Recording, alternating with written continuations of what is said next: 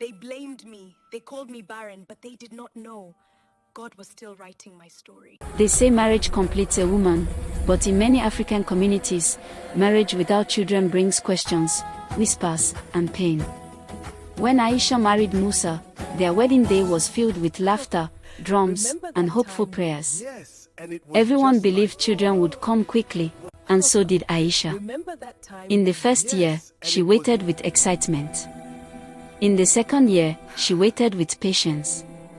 By the fifth year, she waited with silent prayers whispered in the dark.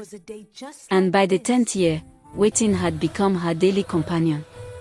Each time she walked through the village, eyes followed her. Women leaned closer to each other, lowering their voices, pointing fingers that cut deeper than words. Some said she was cursed. Others said she was not a real woman. No one asked how she felt. No one asked what she was going through. At family gatherings, smiles slowly disappeared. Musa's relatives reminded him that a man needed children to carry his name. They suggested another wife, another home, another future without Aisha. But Musa stood firm. He held her hand and chose her again and again, even when the pressure became heavy.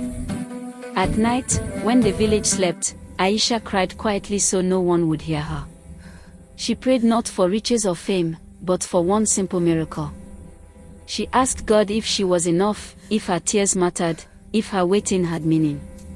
Then one morning, after 10 long years, hope returned.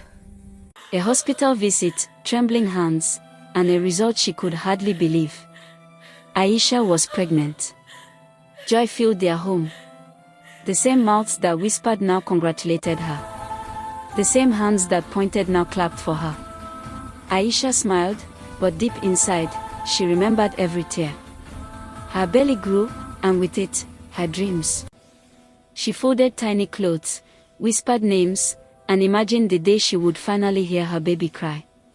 For the first time in years, she allowed herself to believe that her season of sorrow was over. But life had another lesson to teach. Without warning, pain replaced joy. The hospital room grew quiet. The doctor's words fell like heavy stones. Despite all prayers and hope, Aisha lost the baby. Her world collapsed. The miracle she waited 10 years for was gone. The village became silent again. Some shook their heads. Others whispered once more.